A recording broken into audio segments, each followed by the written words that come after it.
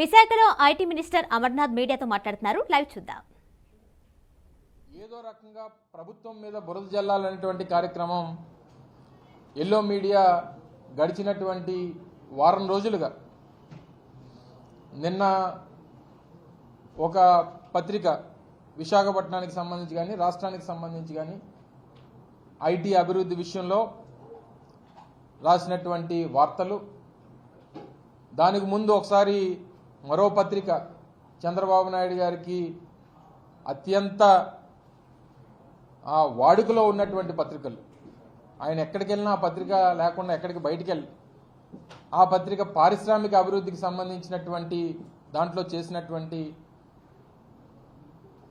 వార్తలు కానివ్వండి, ఇవన్నీ కూడా ప్రజల్ని, అంటే ఈ రాష్ట్రంలో సంక్షేమాన్ని ఎలాగా వారు ఇచ్చినటువంటి వారి మేనిఫెస్టోలో ఏవైతే చెప్తా ఉన్నారో జగన్మోహన్ రెడ్డి గారి కన్నా ఎక్కువ ఇచ్చేస్తాం, జగన్మోహన్ రెడ్డి గారికి మించి ఇచ్చేస్తాం, జగన్మోహన్ రెడ్డి గారు ఇస్తున్నటువంటి పథకాల కన్నా ఇంకా ఎక్కువ ఇచ్చేస్తాం అని చెప్పుకుంటూ ఈ రాష్ట్రంలో ఎక్కడ సంక్షేమం అనేటువంటిది లేదు అనేటువంటి మాట చెప్పేటువంటి సాహసం చేయలేక,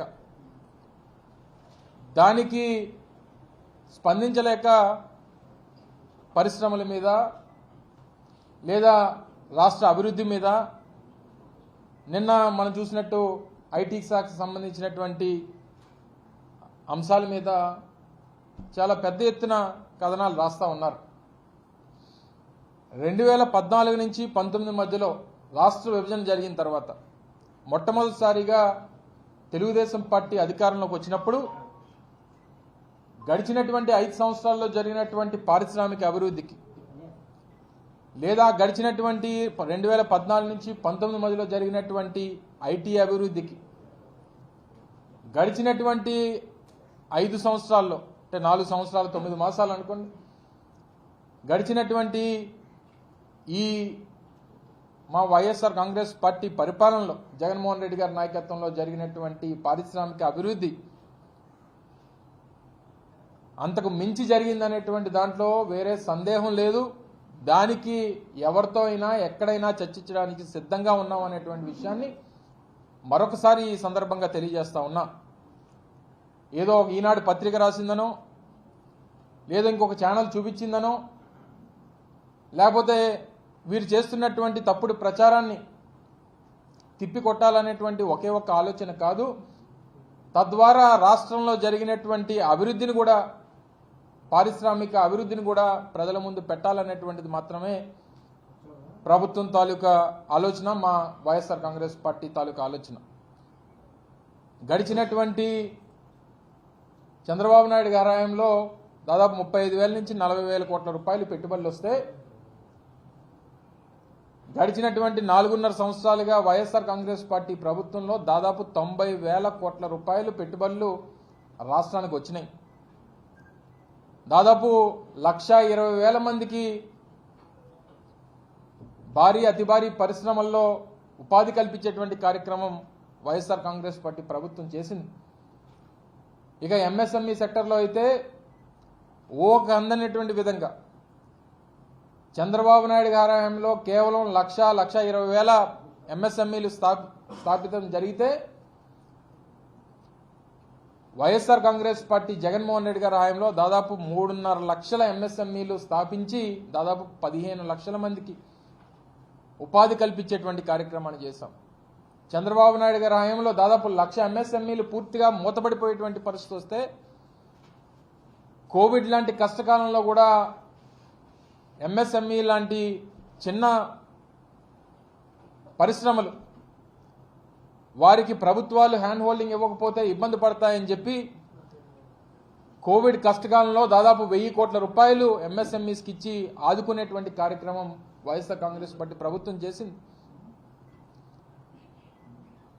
ఈరోజు బిర్లాసు రాజమండ్రి ప్రాంతంలో గ్రాసిమ్ ఇండస్ట్రీస్ కాస్టిక్ సోడా ప్లాంట్లు కానివ్వండి, విశాఖ వేదికగా అచ్యుతాపురంలో అపోలో టైర్స్ కానివ్వండి, లేకపోతే యోకోహోమా ఏటీసీ టైర్స్ కానివ్వండి, లేదా ఇతరితర ఏసీ మ్యానుఫ్యాక్చరింగ్ యూనిట్స్ నెల్లూరు లాంటి ప్రాంతంలో కానివ్వండి,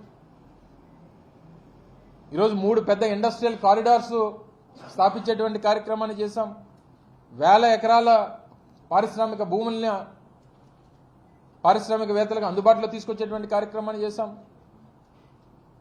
ప్రతిష్టాత్మకమైనటువంటి బల్క్ డ్రగ్ పార్క్ని దేశంలో 17 రాష్ట్రాలు పోటీ పడితే అందులో 3 రాష్ట్రాలు ఎంపిక కాబడితే దక్షిణ భారతదేశం నుంచి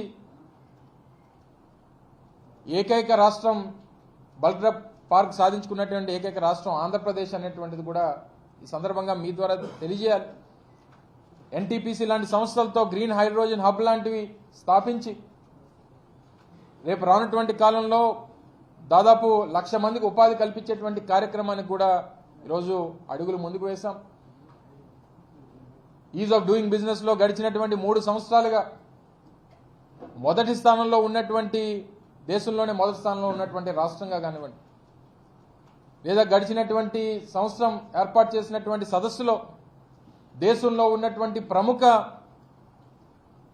పారిశ్రామికవేత్తలందరూ కూడా విచ్చేసి రాష్ట్రంలో ప్రభుత్వం అందిస్తున్నటువంటి సహకారం గురించి, జగన్మోహన్ రెడ్డి గారి తాలూకు ఆలోచన విధానం గురించి చెప్పినటువంటి విషయాలన్నీ కూడా మనం చూసాం. వారు ఏ రకంగా పెట్టుబడులు పెట్టడానికి ముందుకు వచ్చినటువంటి సందర్భాన్ని కూడా వారు వెల్లడించినటువంటి వేదికలను చూసాం.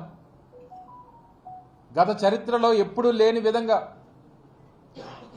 రాష్ట్రంలో 3 కొత్త పోర్టులు నిర్మించాలని చెప్పి ఆలోచన చేసి రామాయపట్నం కానీ, మచిలీపట్నం కానీ, మన ఉత్తరాంధ్రకు సంబంధించి మూలపేట పోర్టు కానీ 3 పెద్ద పోర్టుల నిర్మాణానికి ఈరోజు ముందుకొచ్చి రామాయపట్నం పోర్టు ఈరోజు ప్రారంభోత్సవానికి సిద్ధంగా ఉంది అనేటువంటి విషయాన్ని,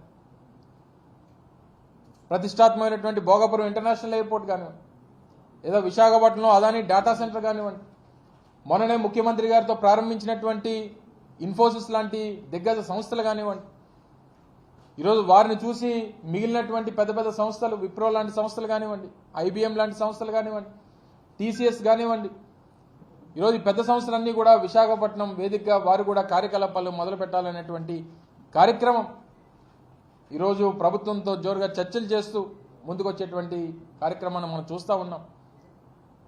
ఇవన్నీ పక్కన పెట్టి ఏదో రకంగా విశాఖపట్నం మీదో, రాష్ట్రం మీదో, ప్రభుత్వం మీదో, జగన్మోహన్ రెడ్డి గారి మీదో బురద జల్లేస్తే రేపు మనకి ఎన్నికల్లో మేలు జరిగిపోతుంది అనుకుంటే వారి అమాయకత్వం. దయచేసి రాష్ట్ర భవిష్యత్తుని మీ రాజకీయ అవసరాల కోసం, మీ రాజకీయ పార్టీ రాష్ట్రంలో అధికారంలోకి రావడం కోసం మీరు పడేటువంటి తపన మానుకుంటే మంచిది. దానికోసం రాష్ట్రాన్ని పణంగా పెట్టొద్దు, రాష్ట్ర భవిష్యత్తుని పణంగా పెట్టొద్దు. మా పార్టీ మీదో, జగన్మోహన్ రెడ్డి గారి మీదో మీకు కోపమో లేకపోతే ఇంకోటో ఏదో చూసి ఓరలేనితనమో లేదా అసూయో ఇంకోటో ఉండొచ్చు. కానీ దానికోసం రాష్ట్రం మీద, రాష్ట్ర భవిష్యత్తు మీద, ఈ ప్రాంత అభివృద్ధి మీద,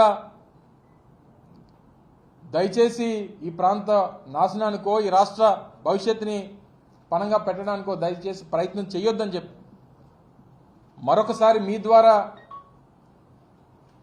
ఈ ఎల్లో మీడియాకి, మరి ముఖ్యంగా నీచాతి నీచంగా రాస్తున్నటువంటి వార్తలు వాస్తవానికి పూర్తిగా దూరంగా ప్రజలకి మభ్యపెట్టాలని, ప్రజల్ని మోసం చేయాలనేటువంటి ప్రయత్నాల్ని మానుకోమని చెప్పి మరొకసారి మీ ద్వారా ఎల్లో మీడియాని కోరుకుంటూ, జగన్మోహన్ రెడ్డి గారి నాయకత్వాన్ని ఈరోజు పెద్ద ఎత్తున జరుగుతున్నటువంటి సభలు రాష్ట్ర ప్రజలు, రాష్ట్రంలో వైఎస్ఆర్ కాంగ్రెస్ పార్టీ కార్యకర్తలు ఏ రకంగా జగన్మోహన్ రెడ్డి గారి నాయకత్వాన్ని బలపరచాలని చెప్పి ప్రతి ఇంటి నుంచి కూడా ఈరోజు బయలుదేరి ముందుకు వస్తూ ఉన్నారో వారందరూ కూడా జగన్మోహన్ రెడ్డి గారికి అండగా నిలబడమని చెప్పి మరొకసారి మీ ద్వారా కోరుతా ఉన్నాం. Thank you.